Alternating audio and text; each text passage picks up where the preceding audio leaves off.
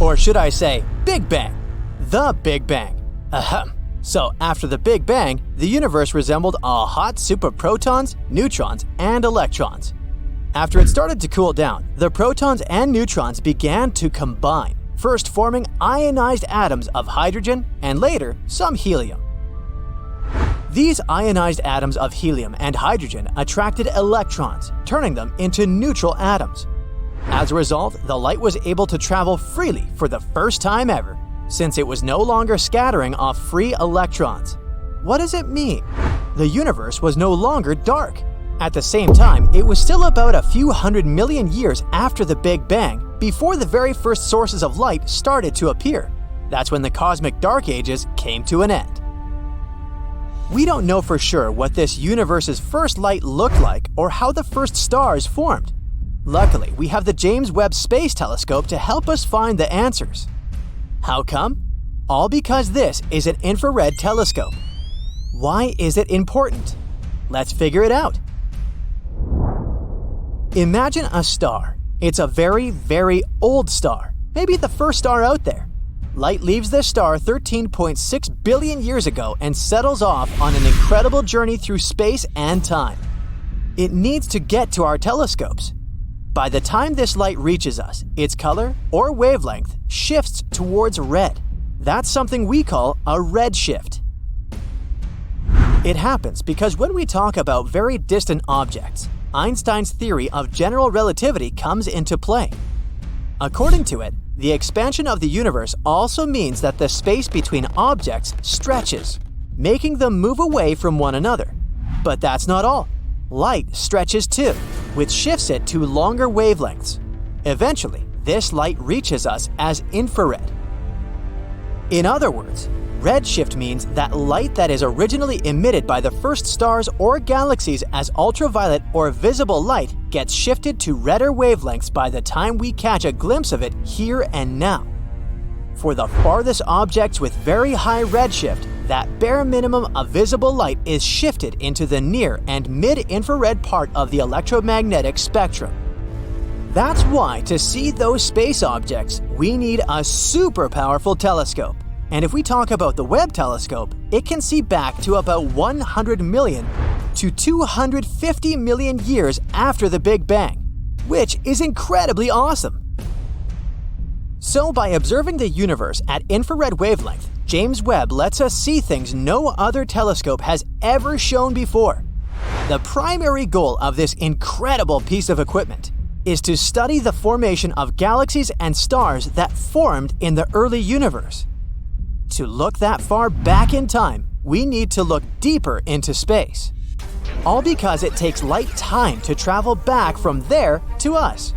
So the farther we look, the further we glimpse back in time. To find the first galaxies, James Webb is going to make an ultra-deep near-infrared survey of the universe. Then it'll follow it up with a few other methods of research. Now, as you remember, the gas between stars and galaxies in the early universe was opaque, and energetic starlight couldn't penetrate it. But then, about 1 billion years after the Big Bang, it suddenly became completely transparent. Why? The James Webb Telescope might have found the reason. At one point in the past, the first galaxy stars emitted enough light to ionize and heat the gas around them. This helped clear the view over hundreds of millions of years. The newest insights scientists got were about a time period called the era of reionization. That's when the universe underwent some dramatic changes. After the Big Bang, gas in the universe was unbelievably hot and dense. Hundreds of millions of years passed, and it cooled down. But then, something baffling happened. It was as if the universe hit the repeat button, and the gas became ionized and hot once again. It could have happened because of the formation of early stars. After that, millions of years later, this concoction became transparent. For a long time, researchers have been hoping to find definite evidence that could explain these changes. And now, the telescope has finally shown that those transparent regions are located around galaxies. Astronomers have seen these galaxies reionize the gas surrounding them. Even better, they've managed to measure how large these transparent regions are. They're ginormous compared to the galaxies themselves. Imagine a hot air balloon, and now imagine a pea floating inside. You've got it, and guess what? These tiny galaxies drove the entire reionization process, clearing huge regions of space around them. These transparent bubbles kept growing until they merged and caused the entire universe to become transparent. The research team chose to target a period of time before the end of the era of reionization. At that time, the universe was not quite opaque, but not quite clear either. It was a patchwork of regions of gas in different states. To find out this cool fact, the astronomers aimed the James Webb Telescope in the direction of a quasar, an incredibly bright space object. It acted as a giant flashlight, traveling towards us through different regions of gas.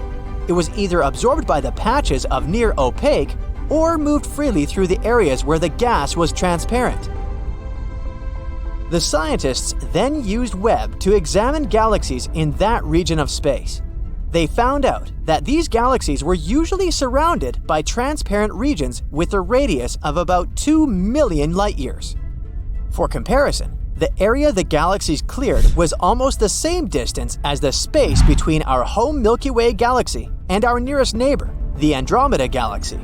And the telescope witnessed those galaxies in the process of clearing the space around them. It was the end of the era of reionization. Until then, no one had evidence of what caused reionization. The team is planning to dive into research about other galaxies in 5 additional fields. The Webb telescope's results from the first field have been overwhelmingly clear. And even though the astronomers had expected to identify a few dozen galaxies existing during the era of reionization, they actually managed to spot 117. Now, let's talk a bit about the main hero of today's show, the James Webb Space Telescope. It's an absolutely stunning piece of equipment which is around 100 times more powerful than the Hubble Space Telescope. And the latter has observed places that are 13.4 billion light-years away. The James Webb Telescope is also on the pricey side, to put it mildly. Even though originally the cost of the telescope was estimated to be just $1 to $3.5 billion. The whole development process cost around $10 billion. For comparison, it cost NASA $4.7 billion to build and launch the Hubble telescope, and it was another $1.1 billion to fix it in orbit. Even though the James Webb Telescope itself is 3 stories high and the size of a tennis court, its mirrors are the lightest large telescope mirrors of all time. During the manufacturing process, they underwent a 92% reduction in weight. When you look at them, the telescope's mirrors seem to be gold, but in reality, they're made of beryllium. This is a steel gray, lightweight, and brittle metal. A gold coating is applied to each mirror, that's true, but they can't be produced entirely out of gold, since this precious metal tends to expand and contract, even with small temperature changes. So the total amount of gold in the James Webb Space Telescope is less than 2 ounces. That's a golf ball-sized piece of gold. And the gold plates covering the mirror are less than 1,000 atoms thick.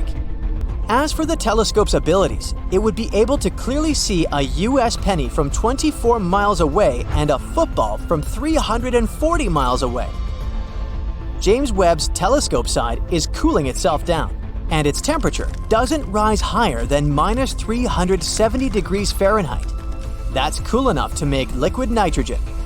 A truly enormous 5-layered sun shield surrounds the telescope and reflects away as much sunlight as possible, letting the telescope stay cool. That's it for today. So hey, if you pacified your curiosity, then give the video a like and share it with your friends. Or if you want more, just click on these videos and stay on the bright side.